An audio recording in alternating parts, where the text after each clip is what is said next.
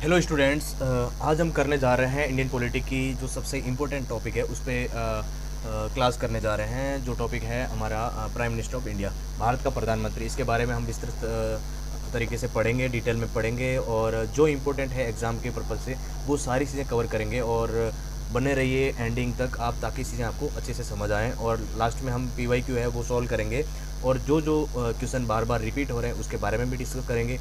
तो चलिए स्टार्ट करते हैं क्लासेस के बारे में। अभी जो है हम इंट्रोडक्शन एंड कॉन्स्टिट्यूशनल पोजीशन के बारे में जानते हैं, जो प्रधानमंत्री के बारे में है। भारतीय संविधान ने ब्रिटिश वेस्टमिंस्टर मॉडल पर आधारित संसदीय जो शासन प्रणाली की है इसकी स्थापना करी है। जो इस व्यवस्था कार्यपालिका अपनी नीतियों और कार्यों के लिए एक विधायिका यानी संसद के प्रति उत्तरदायी होती है। यानी जो कार्यपालिका होता है, जो विधायिका यानी संसद के प्रति उत्तरदायी होती है। जो संसदीय प्रणाली है इसके अंतर्गत कार्यपालिका दो प्रमुख होते हैं इसमें, जिसमें जो नाम मात्र की कार्यपालिका होती है, जो भारत का राष्ट्रपति यानी जो राज्यों का जो प्रमुख होता है वो जो हेड ऑफ द स्टेट मानते हैं जिसको हम, वो होता है। और इसके अलावा जैसे वास्तविक कार्यपालिका होती है जो प्रधानमंत्री हो हमारा भारत का। लेकिन जो जितने भी जो गवर्नमेंट की जो स्कीम्स है या फिर जो भी काम होते हैं वो राष्ट्रपति के नाम से होते हैं। लेकिन जो रियल में जो वास्तविक कार्यपालिका है वो प्रधानमंत्री, यानी जो अगर पावर देखी जाए तो ज़्यादा पावर प्रधानमंत्री के पास है, रियल तरीके से देखा जाए तो। आगे देखते हैं। जैसे अंबेडकर साहब ने बताया है कि यदि हमारे संविधान के अंतर्गत किसी कार्यकारी की तुलना अमेरिका के राष्ट्रपति से की जा रही है तो वो भारत का प्रधानमंत्री है। यानी अमेरिका का जो प्रेसिडेंट है वो और भारत का प्राइम मिनिस्टर है, वो दोनों की जो पावर है वो सेम है। जो अमेरिका के राष्ट्रपति के पास पावर है वो भारत के प्रधानमंत्री के पास पावर है, ये सिमिलर है। अंबेडकर साहब के द्वारा उन्होंने कुछ तथ्य दिया था।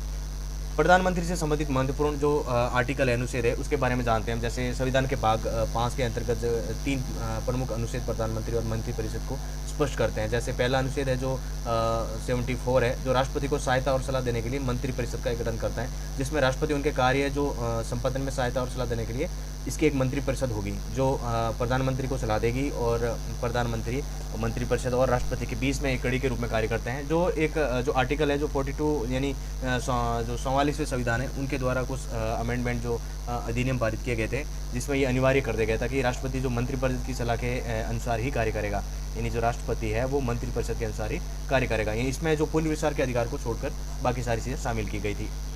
अगला है आर्टिकल 75। इसमें जो मंत्रियों के बारे में कुछ अन्य प्रावधान किए गए थे, जिसमें जो प्रधानमंत्री की नियुक्ति के बारे में जो राष्ट्रपति के द्वारा की जाएगी और जो अन्य मंत्रियों की नियुक्ति है जो राष्ट्रपति द्वारा प्रधानमंत्री की सलाह पे की जाएगी। यानी प्रधानमंत्री राष्ट्रपति को उसकी नाम की सारी लिस्ट है वो देगा और उसी नाम पे राष्ट्रपति मोहर लगा के उनको कैबिनेट में जगह दी जाएगी।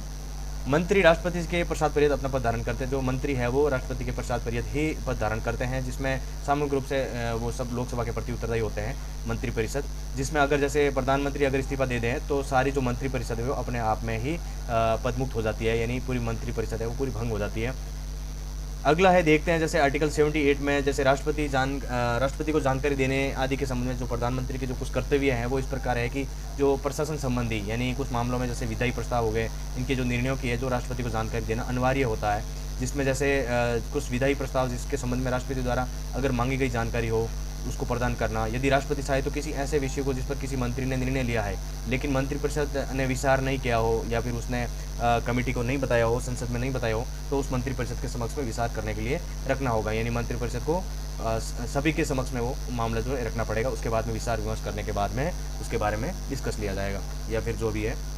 अगला है नियुक्ति की प्रक्रिया, विवेकाधीन शक्तियाँ यानी अपॉइंटमेंट एंड डिस्क्रिशनरी जो पावर्स है जो प्रधानमंत्री की, उसके बारे में जानते हैं हम। जैसे कि जो संविधान में हमारे जो प्रधानमंत्री की जो इनकी नियुक्ति और चयन के लिए जो कोई विशेष प्रक्रिया नहीं दी गई है, लेकिन आर्टिकल 75 में जो बताया गया है कि जो प्रधानमंत्री की जो नियुक्ति है वो राष्ट्रपति करेगा। हालांकि संसदीय परंपराओं के अनुसार जो राष्ट्रपति है इस मामले में जो कुछ सिद्धांतों का पालन करना होता है, जिसमें जैसे सामान्य परिस्थिति यानी जनरल जो रूल है उसके अकॉर्डिंग अगर देखें हम तो राष्ट्रपति लोकसभा में स्पष्ट बहुमत दल या राजनीतिक गठबंधन के नेता को प्रधानमंत्री नियुक्त करने के लिए बाध्य होता है।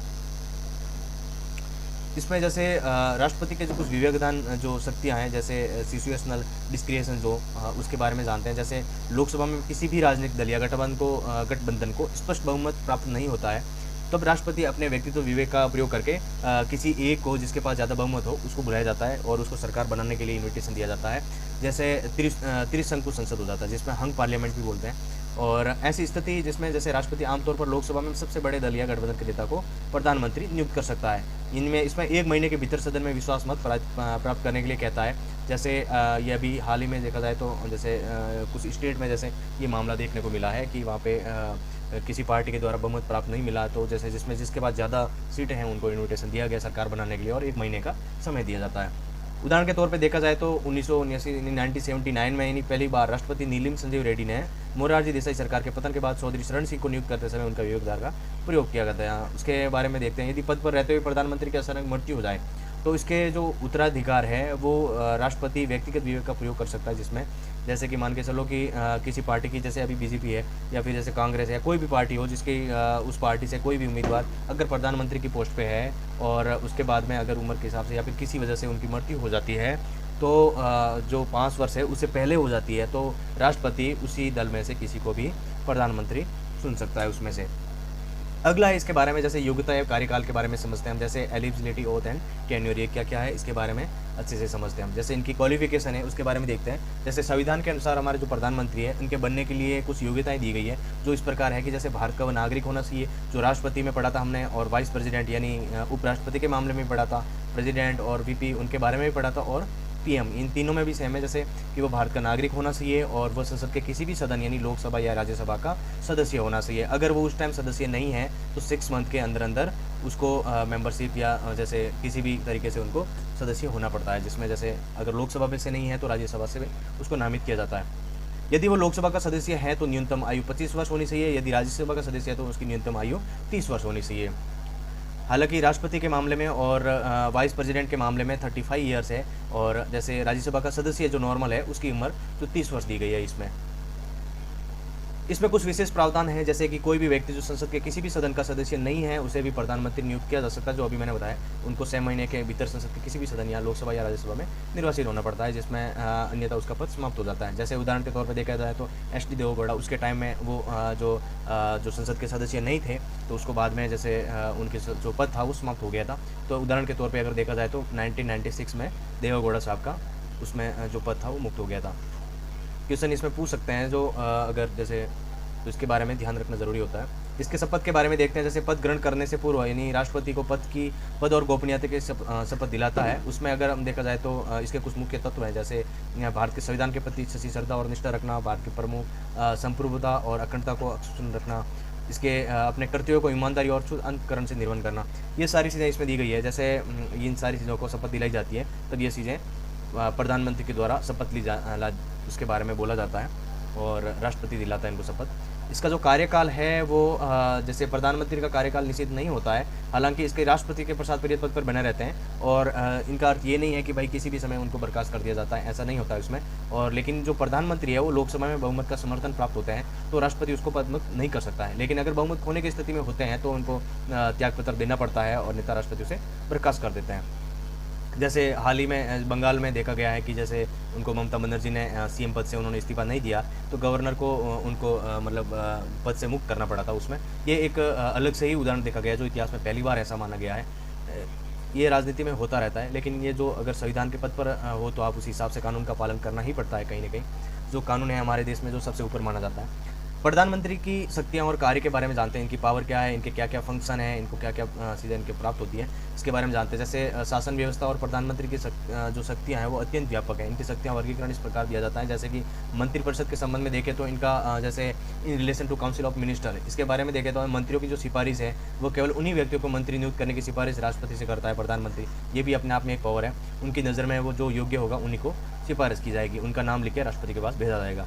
जो विभागों का आवंटन है वो भी प्रधानमंत्री के हाथ में होता है, जैसे मंत्रियों के विभाग का निर्धारण और फेरबदल वो जो प्राइम मिनिस्टर है वो अपने हिसाब से कर सकता है या करवा सकता है। मंत्रिपरिषद की बैठकें हैं जो मंत्रिपरिषद बैठकों की अध्यक्षता करता है और उसके निर्णयों को प्रभावित या निर्देशित भी कर सकता है। इसके अलावा जैसे त्यागपत्र की मांग भी कर सकते हैं, जिसमें मतभेद होने पर वो किसी भी मंत्री से त्यागपत्र मांग सकते हैं और राष्ट्रपति उसे हटाने की सलाह दे सकता है। मंत्रिपरिषद का जो विघटन है वो प्रधानमंत्री मंत्रिपरिषद का प्रमुख होता है। उसके अलावा इसका इस्तीफा या मंत्री जो मृत्यु है पूरी मंत्रिपरिषद को स्वतः ही विघटित कर देती है। यानी अगर जो मंत्रिपरिषद का जो प्रमुख होता है, लीडर होता है, वो पीएम स्वयं होते हैं, तो अगर जो पीएम की मृत्यु हो जाए या फिर जैसे वो पद से मुक्त हो जाते हैं या बहुमत खो देते हैं तो मंत्रिपरिषद अपने आप में भंग हो जाती है और समाप्त हो जाती है, स्वतः ही विघटित हो जाती है। राष्ट्रपति के संबंध में अगर देखा जाए तो जो मंत्रिपरिषद के 20 का जो मुख्य सत्व है वो 78 में बताया गया है कि जो प्रधानमंत्री है और जो मंत्रिपरिषद और राष्ट्रपति के बीच में एक कड़ी के रूप में कार्य करते हैं। वो जैसे अधिकारी जैसे भारत के महान्यायाधिपति और अटॉर्नी जनरल, नियंत्रक एवं महालेखा परीक्षक सीएजी और यूपीएससी यानी संघ लोक सेवा आयोग के अध्यक्ष एवं सदस्य, मुख्य चुनाव आयुक्त आदि की नियुक्ति के संबंध में राष्ट्रपति को परामर्श देता है, जिनके नाम भेजता है, जो उस हिसाब से नियुक्त की जाती है, जो राष्ट्रपति के द्वारा किए जाते हैं। संसद के संबंध में अगर हम देखा जाए तो वह निचले सदन यानी लोकसभा का नेता होता है और राष्ट्रपति संसद सत्र आउट करने और सत्रावसान करने की सलाह देते हैं। इसके अलावा किसी भी समय लोकसभा को भंग करने की सिफारिश राष्ट्रपति से कर सकते हैं। वह सदन के पटल पर सरकार की नीतियां और आधिकारिक घोषणा करता है। उसके अलावा जैसे उनकी कुछ भूमिकाएं हैं, जो शक्तियां हैं, उसके बारे में देखते हैं। जैसे ये नीति निर्माण और सरस भूमिका निभाते हैं, यानी जो कुछ निकायों का पदेन अध्यक्ष भी होते हैं, जो प्रधानमंत्री है, जैसे नीति आयोग है, उनका जो अध्यक्ष है वो प्रधानमंत्री स्वयं होते हैं। और भी बहुत सारी ऐसी जो कमेटी है, उनके जो चेयरमैन होते हैं वो प्रधानमंत्री। जैसे यहाँ पे कुछ संस्थाएं और निकाय दिए गए हैं, जैसे नीति आयोग है, इसके देश के दीर्घकालिक और रणनीतिक जो नीतिगत ढांचे का निर्माण करना इसकी भूमिका है, और इसके जो चेयरमैन होते हैं वो प्रधानमंत्री होते हैं। राष्ट्रीय एकता परिषद एनआईसी, इन्हीं सांप्रदायिकता, जातिवाद और क्षेत्रीयता जैसी समस्याओं को निपटने के लिए इसकी भूमिका होती है। अंतर्राज्यीय परिषद यानी इंटर स्टेट काउंसिल है, जो केंद्र राज्य और अंतर्राज्यीय संबंधों के समन्वय स्थापित करना होता है इसका काम। राष्ट्रीय जल संसाधन परिषद, देश के जल संसाधनों के इष्टतम उपयोग के लिए नीतियाँ बनाना। और राष्ट्रीय आपदा प्रबंधन प्राधिकरण यानी एनडीएमए, जो इसका आपदा प्रबंधन के लिए शीर्ष निकाय के रूप में नेतृत्व प्रदान करना, इनमें भी प्रधानमंत्री की भूमिका होती है, जो अपने आप में एक महत्वपूर्ण है। प्रधानमंत्री की बदलती भूमिका, जो गठबंधन बनाम एकल दल बहुमत, इसके बारे में हम जानते हैं। जैसे जो संसदीय लोकतंत्र में प्रधानमंत्री की जो वास्तविक जो शक्ति है, इस बात पर निर्भर करती है कि संसद में उसमें राजनीतिक स्थिति क्या चल रही है या क्या है फिर, जिसमें एकल दल बहुमत सरकार और गठबंधन सरकार, इसके बारे में जानते हैं हम। जैसे कि ऐसी स्थिति में जैसे प्रधानमंत्री अति शक्तिशाली होता है, यानी जैसे पूर्ण बहुमत, जैसे अगर पूर्ण बहुमत सरकार है तो उसमें जैसे प्रधानमंत्री के पास पूर्ण पावर होता है, क्योंकि सरकार गिरने की जो टेंशन है बहुत कम रहती है, उसमें उनके पास में पूर्ण बहुमत होता है, तो वो जो भी फैसले लेते हैं वो अपने हिसाब से ले सकते हैं और बिना संकोच किए लेते हैं। ऐसी स्थिति में प्रधानमंत्री अति शक्तिशाली हो जाता है। वो कैबिनेट की नीतियां वो पूर्ण नियंत्रण रखता है। उदाहरण के लिए जैसे नेहरू जी और इंदिरा गांधी और वर्तमान में नरेंद्र मोदी का कार्यकाल है, इसलिए राजनीतिक विश्लेषक कैबिनेट सरकार के स्थान पर प्रधानमंत्री सरकार के तौर पर जाने जाते हैं। गठबंधन सरकार में क्या होता है, जैसे जब सरकार कई क्षेत्रीय और राष्ट्रीय दलों से मिलकर बनती होती है तो प्रधानमंत्री की शक्तियों पर अंकुश लग जाता है, क्योंकि आम सहमति के निर्माण में भी सबसे सहमति लेनी पड़ती है और नीतिगत निर्णयों में भी उनकी सहयोगी दलों से कुछ दबाव भी बढ़ता है, जिसके कारण प्रधानमंत्री जो विवेकाधीन शक्तियों का प्रयोग नहीं कर पाता, जो शक्तियाँ जो सीमित हो जाती है। उदाहरण के तौर पर देखें तो 1990 के दशक में मनमोहन सिंह का कार्यकाल था। उस समय जो बहुत सारी क्षेत्रीय दल और उनसे मिलकर सरकार बनी गई थी, तो उसमें यही चीज़ देखने को मिल गई थी। आगे देखते हैं जैसे कुछ जो इम्पोर्टेंट क्वेश्चन हैं और जो प्रीवियस ईयर्स है, जो कुछ सालों में पूछे गए थे यूपीएससी में, जो बहुत इंपॉर्टेंट क्वेश्चन है। ये कई बार रिपीट हुए हैं, इसीलिए मैंने इस चीज़ों को अलग से नोट करा है, ताकि आप सभी को इसके बारे में अच्छे से समझ सको और टॉपिक के बारे में भी अच्छी जानकारी हो, क्योंकि एक बार पढ़ने के बाद में आपको बार बार रिविजन करने की जरूरत नहीं पड़ेगी, क्योंकि ये सारी चीज़ें जब आप PYQ सॉल्व कर दोगे तो आपको सारी चीज़ें दिमाग में सेट हो जाएगी। इसीलिए प्रैक्टिस करना बहुत ज़्यादा इंपॉर्टेंट हो जाता है। जब आप कोई भी टॉपिक को पढ़ते हो तो उसके साथ में PYQ या कोई भी जो क्वेश्चन है, MCQ है, या फिर जो अगर आप आंसर राइटिंग करते हो तो करना बहुत ज़रूरी होता है आपके लिए, ताकि वो चीज़ें आपके दिमाग में सेट हो जाए। क्वेश्चन है जैसे केंद्रीय सरकार के संदर्भ में निम्नलिखित कथनों पर विचार कीजिए, जिसमें जो ऑप्शन है पहला है कि भारत का जो संविधान मंत्रियों को 4 श्रेणियों में वर्गीकृत करता है, जैसे कि कैबिनेट मंत्री, स्वतंत्र प्रभाव वाले राज्य मंत्री और उप मंत्री। सेकेंड ऑप्शन है केंद्रीय सरकार में मंत्रियों की कुल संख्या लोकसभा के कुल सदस्यों की संख्या का 15% से अधिक नहीं होगी। अब इसमें देखते हैं कौन सा सही है। जो जैसे ऑप्शन में दे रखा है केवल 1, केवल 2, 1 और 2 दोनों, और न तो 1 और नहीं 2, तो इसका जो राइट ऑप्शन है वो केवल 2 यानी बी है, यानी पहला है जो वो गलत है। अब देखते हैं कि गलत क्यों है, इसके बारे में हम देखते हैं। भारत के संविधान में मंत्रियों का वर्गीकरण का कोई उल्लेख नहीं है। यह वर्गीकरण ब्रिटिश संसदीय परंपराओं पर आधारित है और संसदीय नियमों द्वारा शासित होता है। कथन 2 है जो बिल्कुल सही है, क्योंकि जो 91वें संविधान संशोधन अधिनियम 2003 द्वारा इसको जो अनुच्छेद 75 में खंड 1A जोड़ा गया था, जिसके तहत मंत्रिपरिषद का आकार लोकसभा के कुल सदस्यों का 15% सीमित कर दिया गया था। और जो जैसे अगर हम देखें तो मतलब जैसे राज्य अलग अलग स्टेट में जैसे 12% किया गया है, और वहाँ पे टोटल मिला के भी 15% होने चाहिए मुख्यमंत्री समेत। सेकंड क्वेश्चन है भारत के संदर्भ में संसदीय शासन प्रणाली में निम्नलिखित में से कौन सा सिद्धांत संस्थागत रूप से निहित है, जिसका ऑप्शन पहला है मंत्रिपरिषद के सदस्य संसद के सदस्य होते हैं। सेकंड ऑप्शन है जब तक मंत्रियों की संसद का विश्वास प्राप्त रहता है तब तक वे अपने पद पर बने रहते हैं। थर्ड है जो राज्य का अध्यक्ष ही सरकार का अध्यक्ष होता है, और इसके बारे में जैसे कुछ कूट का प्रयोग करके सही उत्तर चुनिए। इसमें ए ऑप्शन है 1 और 2 दोनों, बी है केवल 3, और सी है 2 और 3, डी है 1, 2 और 3। तो इसका आंसर है जो ए है, यानी 1 और 2, बाकी जो है बाकी जो है वो गलत है। अब गलत क्यों है इसके बारे में देखते हैं। क्योंकि भारत में किसी भी मंत्री को संसद का सदस्य होना अनिवार्य है। ये 6 महीने के भीतर बनना पड़ता है। कथन 2 भी सही है, क्योंकि मंत्रिपरिषद सामूहिक रूप से लोकसभा के प्रति उत्तरदायी होती है। ये क्वेश्चन यहाँ से क्वेश्चन बार बार पूछा जाता है कि मंत्रिपरिषद किसके लिए सामूहिक रूप से उत्तरदायी होती है, लोकसभा या राज्यसभा। तो आपको हमेशा ध्यान रखना है मंत्रिपरिषद है वो लोकसभा के प्रति उत्तरदायी होती है। कथन 3 गलत क्यों है, क्योंकि भारत में राज्य का अध्यक्ष राष्ट्रपति होता है, जबकि सरकार का अध्यक्ष प्रधानमंत्री होता है। यानी जो भारत है, हमारे देश का जो अध्यक्ष है, जो राज्यों का अध्यक्ष है वो राष्ट्रपति होता है, लेकिन जो सरकार का अध्यक्ष होता है वो प्राइम मिनिस्टर होता है। अगला क्वेश्चन है, भारत के प्रधानमंत्री की नियुक्ति के समय जैसे ऑप्शन ए दे रखा है, ये आवश्यक नहीं है कि वह संसद के दोनों सदनों में किसी एक आवश्यक रूप से सदस्य हो, परंतु उसे 6 माह के भीतर किसी एक सदन का सदस्य बनना होगा। अगला देखते हैं, ये आवश्यक नहीं है कि वह संसद के दोनों सदनों में से किसी एक आवश्यक रूप से सदस्य हो, परंतु उसे 6 माह के भीतर लोकसभा का सदस्य बनना होगा। अगला है, संसद के दोनों सदनों में से किसी एक का आवश्यक रूप से सदस्य होना चाहिए। अगला देखते हैं, आवश्यक रूप से लोकसभा का सदस्य होना चाहिए। तो इसका जो ऑप्शन है वो ए राइट है, बाकी सारे जो ऑप्शन है वो गलत है। अब गलत क्यों, इसके बारे में देखते हैं। जैसे कि उच्चतम न्यायालय के निर्णय 1997 के संविधान व्यवस्था के अनुसार यदि कोई व्यक्ति संसद के किसी भी सदन का सदस्य नहीं है तो उसको 6 महीने के अंदर अंदर प्रधानमंत्री नियुक्त किया जा सकता है। 6 महीने के लिए प्रधानमंत्री नियुक्त किया जा सकता है, क्योंकि इस अवधि में उसे लोकसभा या राज्यसभा में सदस्य निर्वाचित होना होगा। अनिवार्य रूप से लोकसभा का सदस्य होना आवश्यक नहीं है। जैसे मनमोहन सिंह और इंदिरा गांधी राज्यसभा के सदस्य थे। ये 2 एग्जाम्पल आपको याद रखने हैं कि जो कौन कौन से प्राइम मिनिस्टर थे जो लोकसभा के सदस्य नहीं थे, जिसमें राज्यसभा के सदस्य थे, जैसे मनमोहन सिंह और इंदिरा गांधी। मुख्य रूप से मेंस क्वेश्चन, मुख्य परीक्षा में जैसे मेंस एग्जामिनेशन के लिए कुछ क्वेश्चन दे रखे हैं मैंने पेपर 2 के। गठबंधन सरकारों के दौर में प्रधानमंत्री की शक्तियां और स्थिति, प्रधानमंत्री मंत्रीय सरकार की अवधारणाएं की तुलना में कमजोर हुई है, समालोचनात्मक मूल्यांकन कीजिए। 15 अंक का क्वेश्चन है और 250 शब्द में आपको लिखना है। इसके जैसे मॉडल आंसर मैंने दे रखा है आपको, ताकि आपको समझ आ जाए। लेकिन ये नहीं देखना है, आपको क्वेश्चन लिख के आपको सेल्फ प्रैक्टिस करनी है, आंसर राइटिंग करनी है, आपको साथ साथ में प्रीलिम्स के साथ में मेंस की भी प्रैक्टिस करनी है, तब जाके आपकी चीज़ें कवर होगी। फिर उसके बाद में इस जो मॉडल आंसर है इस चीज़ को आप देख सकते हैं और अपने आप में चीज़ों को कवर कर सकते हैं। कुछ इंपॉर्टेंट टॉपिक है, जैसे माइक्रो नोट्स मैंने कुछ इस चीज़ में जो फैक्ट के रूप में लिखे, जैसे पीसीएस वगैरह में सबसे ज़्यादा पूछे जाते हैं, जिसमें जैसे राज्यसभा सदस्य जो प्रधानमंत्री बने उसमें जैसे इंदिरा गांधी जो राज्यसभा सदस्य थी और वो 1966 में प्रधानमंत्री बनी थी। उसके अलावा जैसे एच.डी. देवगौड़ा जो 1996 में राज्यसभा सदस्य थे और उनकी सरकार बनी थी। आई.के. गुजराल जो 1997 में थे और राज्यसभा सदस्य और उनकी सरकार बनी थी। और डॉ. मनमोहन सिंह भी 2004 और 2009 में राज्यसभा के सदस्य थे वो, और लोकसभा के सदस्य नहीं थे, वो इलेक्टेड नहीं थे, वो नॉमिनेटेड थे। और मुख्यमंत्री जो प्रधानमंत्री बने, यानी जो पहले मुख्यमंत्री थे उसके बाद में वो प्रधानमंत्री बने, जैसे मोरारजी देसाई जो बॉम्बे उस टाइम बॉम्बे के थे, और उसके बाद में चौधरी चरण सिंह जो उत्तर प्रदेश के मुख्यमंत्री थे और प्रधानमंत्री बने।